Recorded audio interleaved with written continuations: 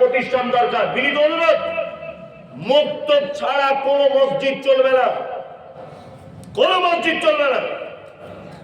আপনার লজ্জা করে না?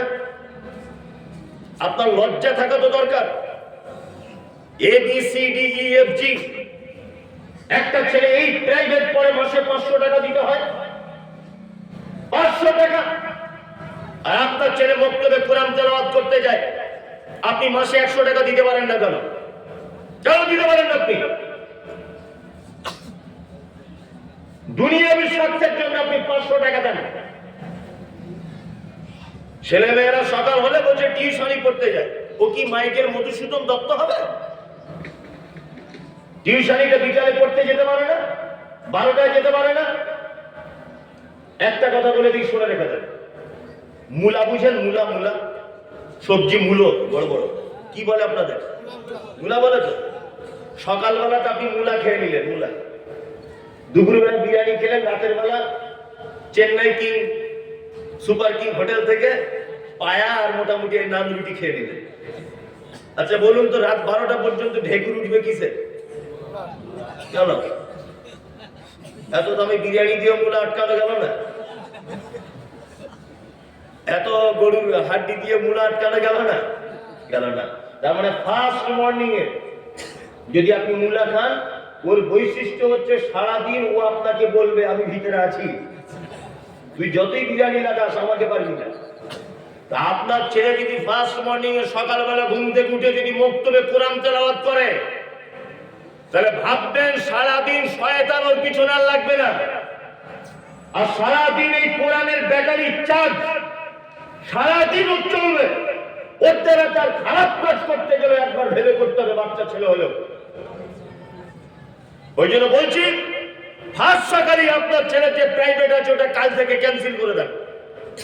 যে প্রাইভেট কাল থেকে আমার ছেলে যাবে না, ওই প্রাইভেটটাই দুপুর বেলাতে দেন, বিকেল বেলাতে দেন।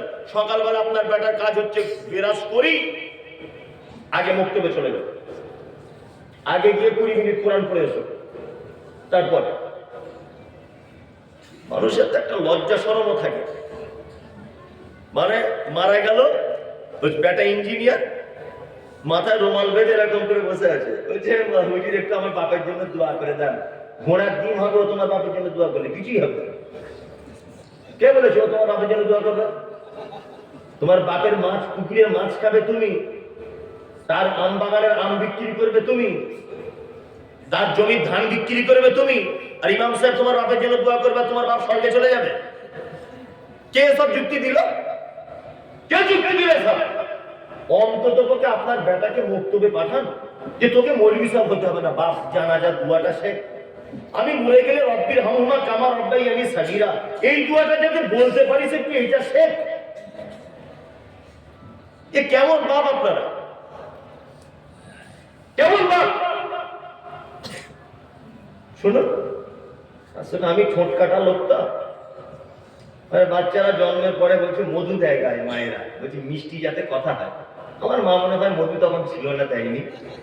ওই জন্য আমার কথা খুব মিষ্টি নয়। তবে যে কথাগুলো বলছি আপনি মুসলমান হিসাবে বুকে হাত দিয়ে বলুন যে আমি কথা একটাও খারাপ বলছি না, ঠিক বলছি না, ভুল বলছি, বলুন। সকালে কোরআনটা যদি বাচ্চাকে একটুখানি পড়ে, আমি বলছি ও মৌলভী সাহেব হতে হবে না, কিচ্ছু নয়। আচ্ছা আপনাকে একটা আফসোসের কথা বলি, আফসোসের কথা। দেখুন আপনার চোখে পানি চলে আসবে এখন। আচ্ছা রমজান মাসে আপনারা রোজা করেন, সবাই হাত তুলুন তো, কারা কারা করেন? করেন? আফসোস। আচ্ছা যারা যারা রমজান মাসে রোজা করেন, এর মধ্যে কোরআন জানেন কতজন? হাত তুলুন। 2, 4, 5, 6, 7, 8, 10। মানে যারা রোজা করেন অনেকজন কোরআন জানেন না, তাই না?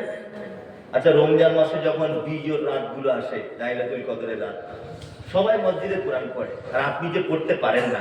আচ্ছা সত্যি বলুন তো, আপনার আফসোস হয় কি হয় না? হয়, আফসোস হয় না? যদি আমি কোরআনটা পড়তে পারতাম, আমি 2 পৃষ্ঠা পড়তাম এদিক ওদিক করে, চশমা টশমা লাগিয়ে। আফসোস হয় কি হয় না? তা আপনি যে আফসোসটা পাচ্ছেন, ওটা আপনার ছেলেকেও করাবেন?